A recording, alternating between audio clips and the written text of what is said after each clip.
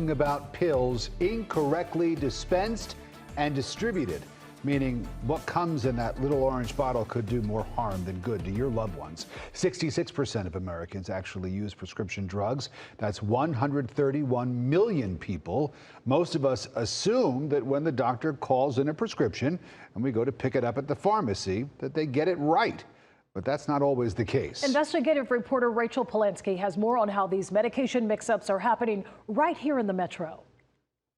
I'm frustrated, I'm upset, I'm in pain. A plea for help from an Atlanta woman with nowhere to turn. The pain is outrageous. It is extremely bad. After a bad ankle sprain, Gradine Hector-Faison was prescribed Oxycodone. Without thinking twice, she picked up the medication from her local CVS and began taking it. It didn't ease the pain up, but I was wide awoke. I waited a couple hours, about 6 hours went by. I took another one, trying to ease the pain again, and it never eased up. After taking the medication without any pain relief, Hector-Faison called her daughter-in-law, who stopped by and paused after seeing the orange pills. She looked it up. She said, how many of these you took? I said, I done took 4. She said, well, don't take no more. That's why she said, this is Adderall. While Oxycodone is an opioid, often categorized as a downer, Adderall is an amphetamine, often categorized as an upper, and both are Schedule II drugs. Hector-Faison immediately called CVS, but she says she got the runaround from her local pharmacy and from the corporate office. I just want what belongs to me. I want to ease my pain up. I want CVS to make it right. I want them to apologize for giving me the wrong medicine. An Atlanta News First investigation uncovered what happened to Hector-Faison is not uncommon. In fact, the U.S. Food and Drug Administration receives roughly 100,000 medication error reports every year. And get this, medication errors reported to the FDA jumped from 16,000 in 2010 to more than 100,000 in 2018. And these reports are voluntarily submitted, which means the numbers are likely higher. As far as what's reported to the FDA, usually only accounts for about maybe 1 to 10% of what actually occurs. Dr. Randall Tackett is a professor at University of Georgia's College of Pharmacy, and he attributes most medication mix-ups to pharmacists' workload. Hey, Doc, how are you? Just because you see a number of people behind the pharmacy counter does not mean they're all pharmacists. Most are technicians or support staff who cannot do everything a pharmacist can do. Those pharmacists have to oversee all of those other people. That pharmacist has to answer questions from the patient. That pharmacist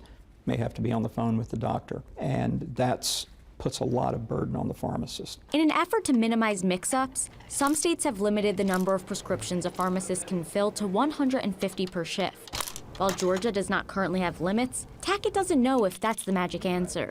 In theory, possibly, but the reality of that is so hard to enforce. You don't want a pharmacist to like, okay, I've met my quota and I can't fill it. His best advice for patients is simple: speak up. If there's any differentiation between what you think you should be getting, question the pharmacist. As for Gradine Hector-Faison, I'm on the road to recovery. Her wait is finally over. Atlanta News First Investigates emailed CVS on a Friday. By Monday, Hector-Faison received her correct medication and an apology. I feel like if it wasn't for y'all, I wouldn't have gotten nothing resolved. Nothing at all. Today, she says she's feeling better. I'm just going day by day. At this point, I'm in the healing process. Still, she does not want this to happen to anyone else. It could have been life and death consequences. That's why she's urging pharmacists to double-check every prescription they fill. Do not give them the wrong medicine. Other things could happen worse than what it did to me. So please, be careful what you do.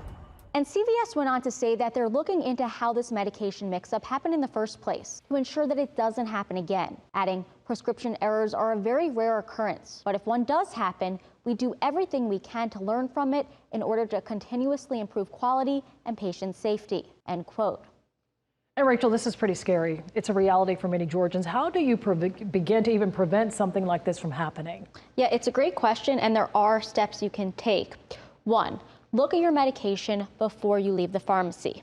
2, if the pill is a different color than you're used to, or if you have any questions at all, talk to your pharmacist.